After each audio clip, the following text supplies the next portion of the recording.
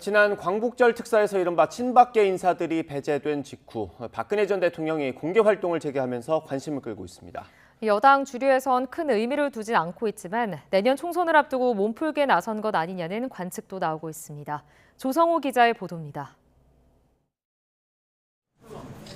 박근혜 전 대통령은 지난 광복절 모친 유경수 여사의 49주기를 맞아 경북 구미의 박정희 전 대통령 생가를 찾았습니다. 지난 4월 대구 동화사를 찾은 뒤 넉 달 만에 공개 행보입니다.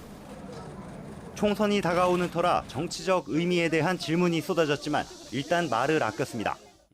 최근에 친박계 전 의원들 중심으로 TK 출마설 나왔는데요. 이에 대해서 어떻게 보고 계신지 하면. 그때 인터뷰가 있었잖아요. 거기 나온 내용 그대로입니다.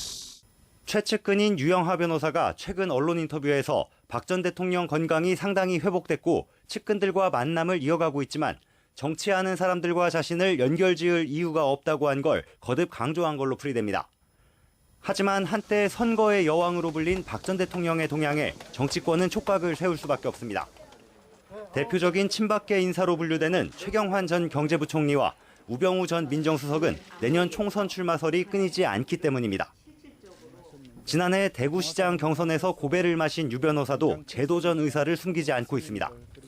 친박 인사들은 박 전 대통령의 정치적 지원 가능성에 아직은 선을 긋고 있지만 제가 최경환 대표나 서청원 대표 만나고 우병우 수석 주변의 얘기를 다 종합해 보면은 우리 직접 얘기한 게 각자 도생이 할 수밖에 없다. 대통령이 직접 정치 전면에 나서지 않는다.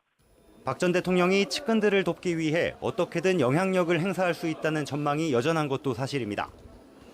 특히 광복절 특사에서 안종범 전 정책조정수석 등 이른바 친박계 정치인들이 빠진 시점에 박 전 대통령이 움직인 게 눈에 띕니다.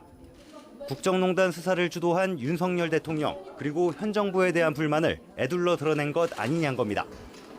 물론 여당 지도부에선 정치적 의미를 크게 두진 않는 기류입니다.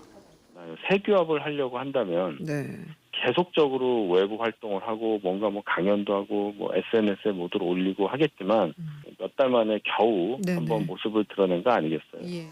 다만 국민의힘의 전통적 강세 지역인 대구 경북 내 박 전 대통령의 영향력을 고려할 때 보수 표심에 균열이 생기지는 않을까 경계하는 분위기도 없지 않습니다. 원하든 원하지 않든 총선을 앞두고 박근혜 전 대통령의 일거수일투족엔 정치적 해석이 달릴 수밖에 없습니다. 친박 인사들이 정치 활동에 속도를 낼수록 박 전 대통령 행보에 대한 주목도는 더 높아질 걸로 보입니다.